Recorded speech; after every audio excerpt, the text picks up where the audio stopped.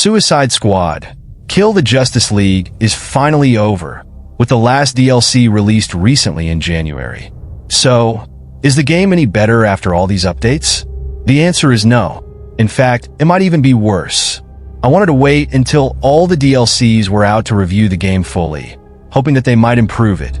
But the reality is the game didn't improve, and in some ways it got worse. Let's dive into the story, what Rocksteady could learn from this. Hey, Suicide Squad! Fuck you! And what we can take away from this experience. The plot across all the DLCs was pretty much the same. A new character becomes playable, you fight another Brainiac, and start saving members of the Justice League. However, the scenes where you save them were all incredibly weak. First, there was Flash, then Green Lantern, and finally Batman and Superman. These cutscenes didn't really have any impact. Flash and Green Lantern return, but it's just a quick, unremarkable scene of them coming back to life. As for Batman and Superman, they only get a motion comic during the final Brainiac fight, and that's it. They didn't even get a real animated cutscene. It's surprising, especially since some other DLC characters like Lawless, Flash, and Green Lantern got cutscenes. But Batman and Superman didn't. It's clear that Rocksteady was working with a small team and a very limited budget to finish these DLCs. I get it, but that doesn't make it any less disappointing. On top of that, the DLCs leave so many questions unanswered. Wonder Woman, for example, is just dead. She didn't come back. And Robin? Well, we only went and did it, you bloody beauties! We killed Superman! Hell, we murdered the whole Justice League! So how'd we figure out Brady had cloned the League? We were like, there were clones? We're just supposed to assume he's gone too. What about those voice lines from Kevin Conroy that we heard about? Did they scrap them? And how did Deathstroke manage to defeat multiple Brainiacs by himself, while the Justice League couldn't beat just one? It's all very confusing, and the DLCs don't help clear it up. The audio logs in the DLCs don't even feature any of the Justice League members, which is a huge missed opportunity. One thing that these DLCs confirm, though, is that the Justice League members we kill in the game are actually clones. But this wasn't something that was clear throughout the main game. There's an audio tape in the final DLC where Harley mentions that she knew Batman wouldn't go down that easily. Barry! Please, tell me how.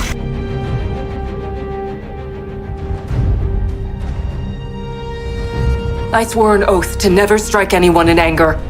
You four are seriously testing my resolve! Implying that the real Batman didn't die. But the way it was handled feels rushed and makes no sense in the grand scheme of things.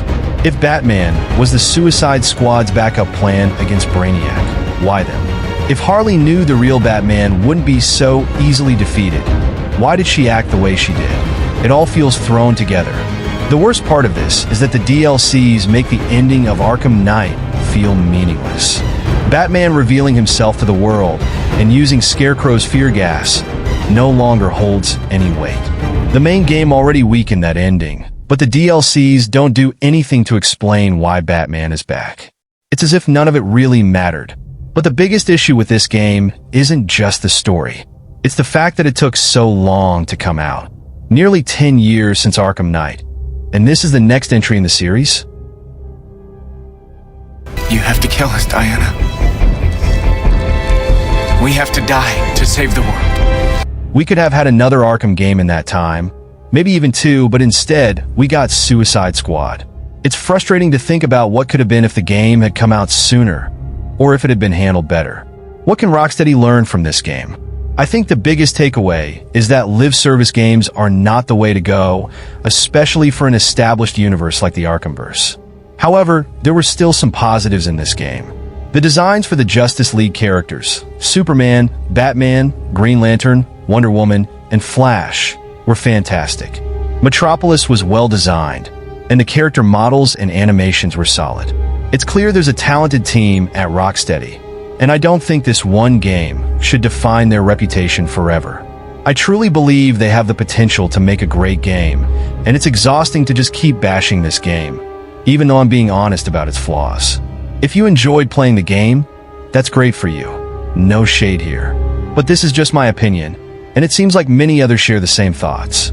The game did a lot of things wrong, but I can still see that there was potential. As for whether this game fits into the Arkham universe, a huge portion of the community doesn't consider it canon.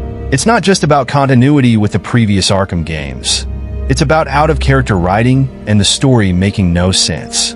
Deadshot is a completely different person with a flimsy explanation, and Harley is practically a different character altogether. Given how poorly the writing fits with the established lore, I think it's safe to say this game doesn't belong in the Arkhamverse. Sure, some people might argue that it's canon because Rocksteady is in charge of the universe, but you can't take away my own headcanon. Can you? I also think it's possible for Rocksteady to eventually clarify that this game is not part of the canon, maybe stating that it takes place in a separate universe.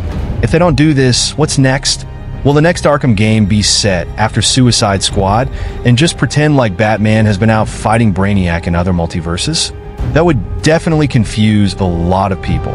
At this point, it seems like a bad business decision to try and incorporate this game into the main canon. If the next Arkham game is set before Arkham Knight, like a prequel or a remake of Asylum, they don't need to acknowledge this game's canon status at all, but they will eventually have to address it. What I would have liked to see is more of the Justice League as portrayed in the game. Their characterization was well done, and I would have liked to see Wonder Woman come back to life. Her character was actually interesting, and I wanted to know what happened to the Bat family, and whether Robin was still alive. The sprays of blood, the smell of singed hair, the viscera! Oh, the viscera. These characters had potential, and it's disappointing that the game didn't explore that further. If the game isn't canon, I'd still love to see these versions of the Justice League appear in future Arkham games, if it fits with the story. As for the clones, I'm curious. Was it always intended that the Justice League members were clones, or was it a last-minute change for shock value? The game never really clarifies whether this was planned from the beginning or if they decided to retcon it to deal with fan backlash. Now that the game is over, there's a brighter future ahead. Warner Brothers is focusing more on Batman games, which could be a positive change. While the game and its DLCs were disappointing, it might ultimately be for the best. The game might not have lived up to expectations, but if Rocksteady is working on a new game or a better project, that could lead to something great. I have faith that they can bounce back. To all the people saying Rocksteady is washed up or not fit to make another game, I disagree. This one game shouldn't define their entire future. If they can learn from their mistakes and move forward, I'm sure they can make something amazing down the line. Suicide Squad might have disrespected one of my favorite game series of all time.